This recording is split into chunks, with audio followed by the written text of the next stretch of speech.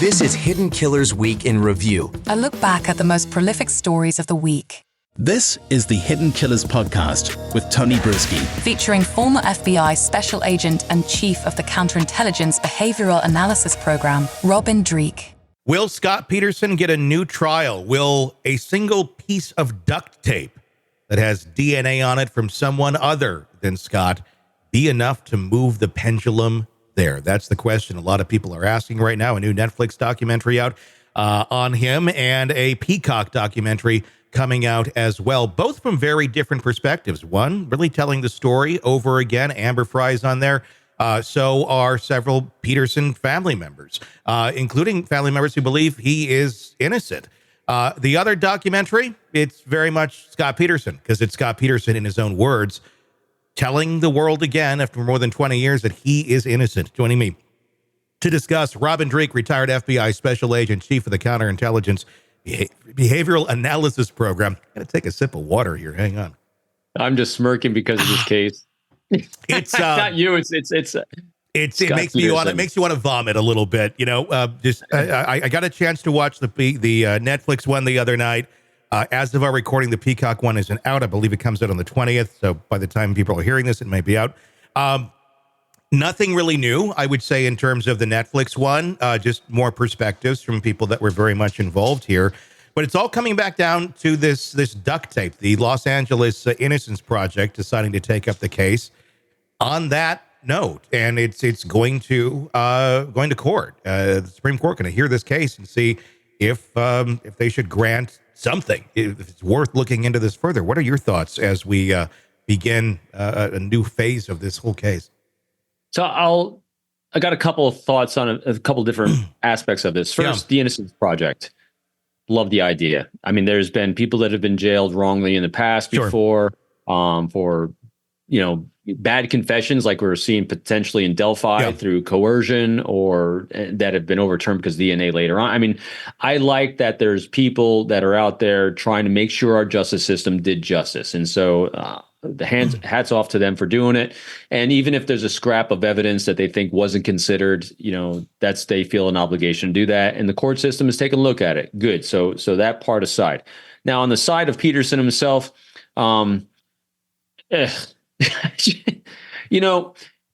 so I just look at what people put up as what they say motives or alternative motives. Mm-hmm. And so besides the fact that his wife's body with no arms or no arm and two legs because it's just your torso.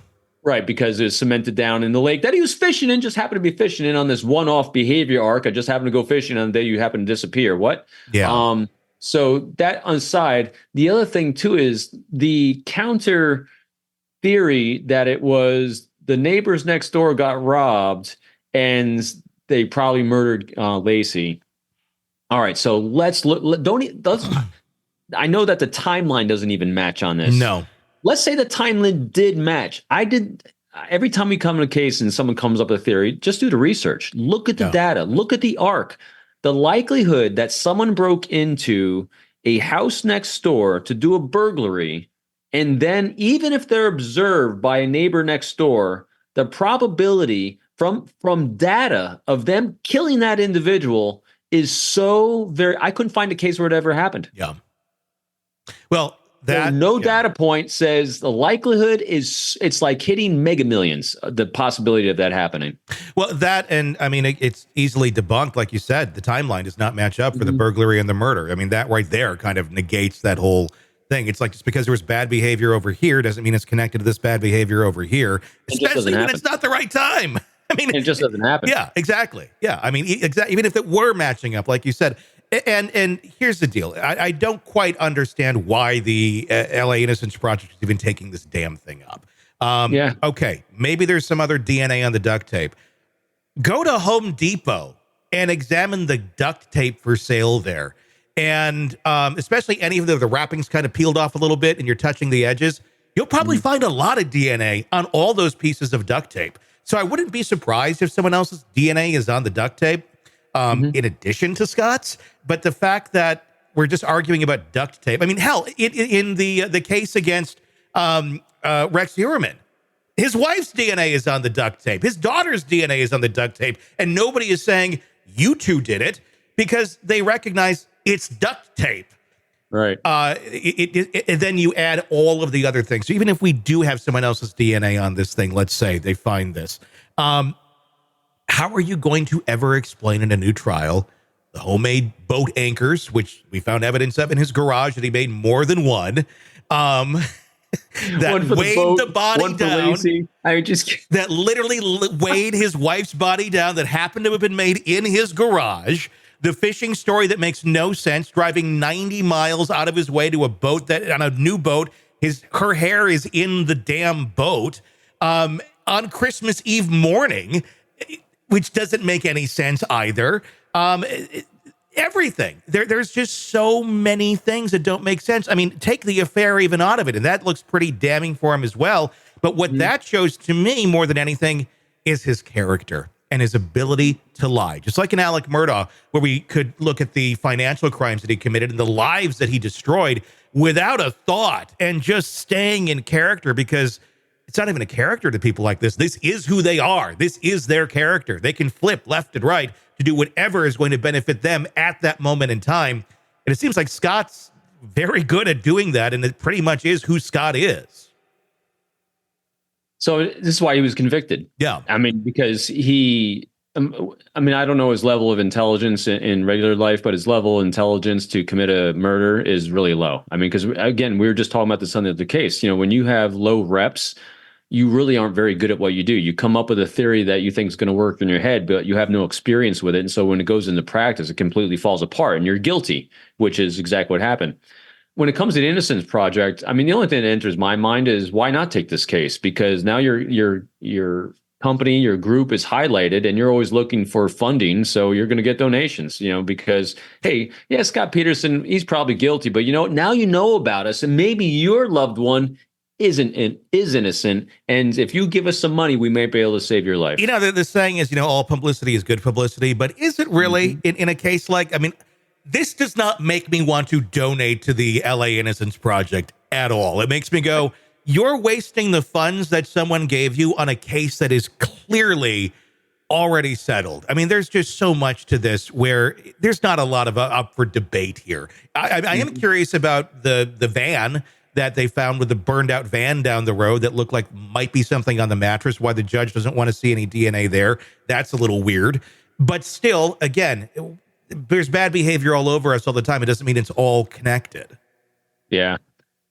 I don't know the reasoning for doing it. I mean, that was just conjecture, but to me, there's nothing new compelling here. There just isn't. It's still overwhelming. Just think about this. If we keep retrying cases because of one blip on the radar, the court system is going to be even more backlogged than it is already. The cost of retrying these cases is astronomical.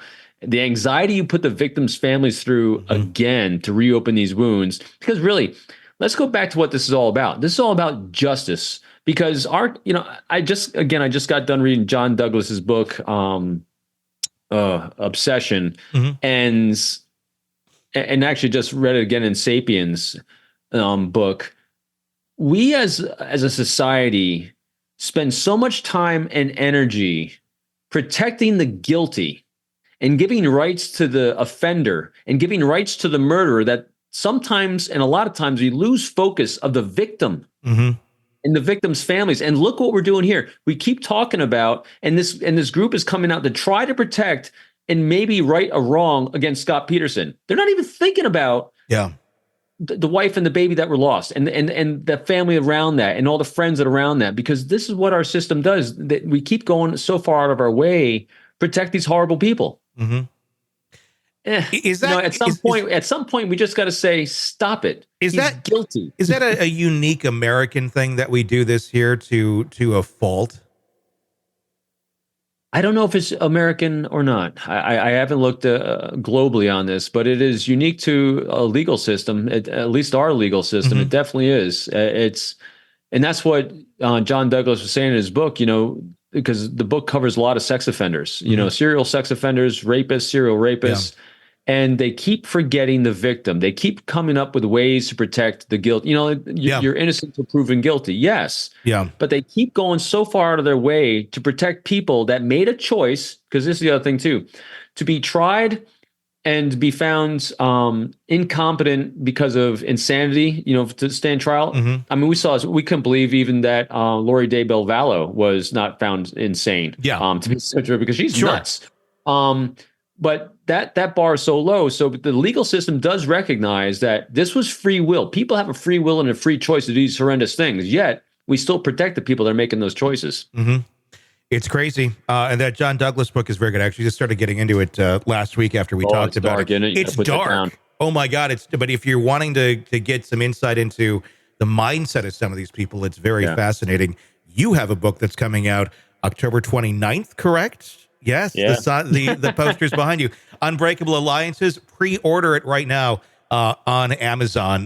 Robin Dreek, Unbreakable Alliances. Get on there and do that. Always fascinating, Robin. Thank you. Thanks, Tony. All right, true crime addicts, let's cut the crap. You're knee-deep in the gory details of your favorite podcast when suddenly a commercial hits like a bad meal. Seriously? You deserve better. Upgrade to True Crime Today Premium Plus on Apple Podcasts, where you can binge without those annoying ads. Plus, get extended interviews that go deeper into the darkness and early access to episodes so you can be the first to know. It's like trading up from fast food to fine dining, but with more blood. So, go ahead. Search for True Crime Today Premium Plus on Apple Podcasts. Subscribe and feast on the good stuff.